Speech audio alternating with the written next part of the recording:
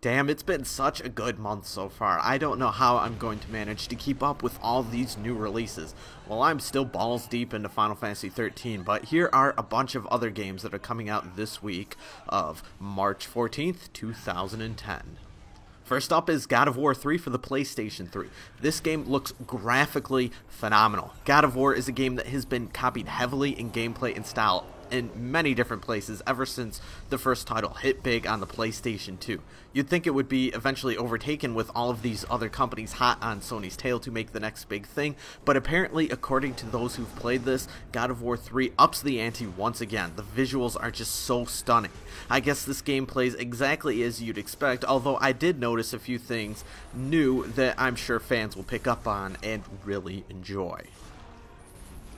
Personally, I'm a little at ends with the God of War series. I think the game is fantastic in concept, and I love the idea of beating the hell out of mythological creatures. However, the series never truly jived for me. I just love its style, but I could never really get into the combat, even though I know there are people who swear by it, people that I truly respect, and they think that it's the greatest thing ever. I don't know why, but while none of these games ever really seemed bad to me, they were always just a little too repetitious to me.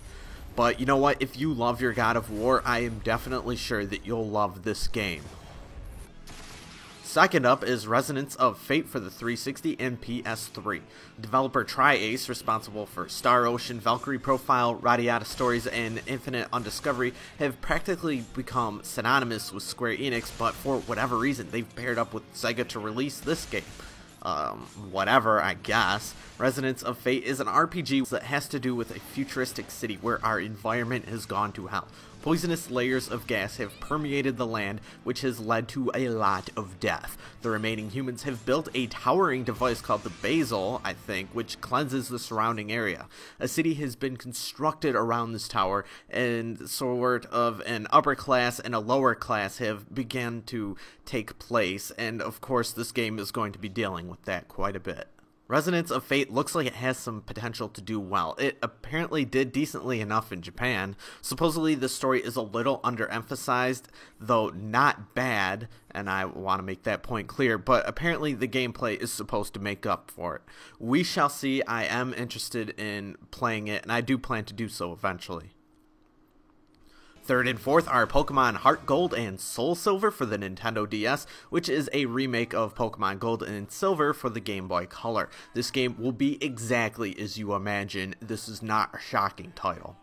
Many people sometimes complain that the Pokemon series never really goes anywhere and is never really enhanced. I kind of find it amusing that they call this remake of older Pokemon games when aren't all of them basically just a remake with, more Pokemon shoveled in. But you know what, this is all pretty much the point. You aren't supposed to play this game series for your entire life. You play when you're young, you get out of it as you mature, and then the entire younger generation takes your place. Meanwhile, and what's great for Nintendo is that the most hardcore of Nintendo files somehow manage to get hooked by the nostalgia, and then they'll still buy the games when they're into their later 20s. Younger people and whoever's into this, though, who do enjoy Pokemon, I'm sure you'll love this. Fifth is Fragile Dreams Farewell Runes of the Moon for the Nintendo Wii, originally created by the same team who made Eternal Sonata for Namco Bandai. In this RPG, in some bizarre future, almost everyone has disappeared. A young boy named Seto sets out on a journey for survivors and for answers to what the hell actually happened.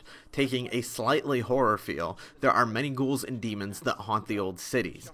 A lot of the gameplay actually involves you wandering around with a flashlight. However, according to a press release, this game is primarily supposed to be focused on human drama.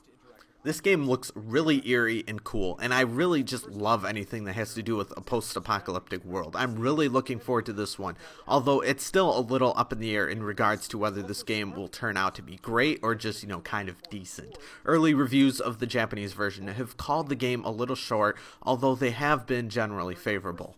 We can only see. Sixth is Dragon Age Origins Awakening for the 360 and the PS3. This is an expansion to the original Dragon Age Origins, which was a very good game, though the PC version was ultimately superior. The Awakening expansion here deals with an all-new cast of characters and should be pretty good. 7th is Infinite Space for the Nintendo DS. It's a sci-fi RPG from Platinum Games, who was responsible for the recent Bayonetta and Mad World as well. And this is the same group of people who, stemmed from Clover Studios, who made Okami and all of those games too. Apparently this game is pretty good, although getting details about it has been kind of tough. This game does seem pretty unique in that the combat takes place through these spaceship battles.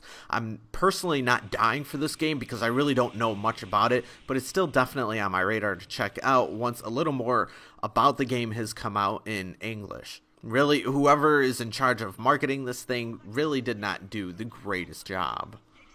8th up is Perfect Dark, which is coming to the Xbox Live Arcade. I don't normally cover the Xbox Live Arcade releases or the PlayStation Network or WiiWare, but I just wanted to make mention of this. This is a slightly beefed up version of Rare's original Perfect Dark for the Nintendo 64, which was a spiritual successor to GoldenEye 007, the game that everybody played back in those days. The graphics and frame rate have been improved, and you can now play online with up to 8 people. Apparently this is good for diehard fans of the original, but it's still archaic a bit in its gameplay style, and it definitely feels and plays like the original on the Nintendo 64, so if you aren't dying for that old school experience with, the slight downsides of it all, it's probably best to pass this one up. Finally, 9th up is Metro 2033 for the 360. It's a sci-fi shooter that looks like it could be okay, I guess, except it's from an unknown developer that has never really proven itself, and there is no hype built up for this game whatsoever. I guess the UK official reviews have been pretty decent, although from the vibe I've been getting, reading into it a little bit, it will probably end up sort of average at best, and potentially worth playing for the FPS nuts that love everything, but maybe not for everyone else who only has a passing interest in the genre and isn't completely focused on it. And that's it for this week. Lots of good stuff to check out. There's a few games that I want to play here eventually, and my biggest curiosity probably is Fragile Dreams for the Wii, even though I know God of War 3 is definitely the big title for this week. This month has just been too good, and my wallet is crying right now. I'm giving this week an 8 out of 10. Let me know what games you guys are looking forward to and what you plan on buying and what you think of these games. Leave a comment and tell all of your great friends, not just the good friends, but the great friends about this channel, the Trailer Crawler, and me ranting about Gabourey Sidibe, who I'm not even sure if I pronounced that name correctly.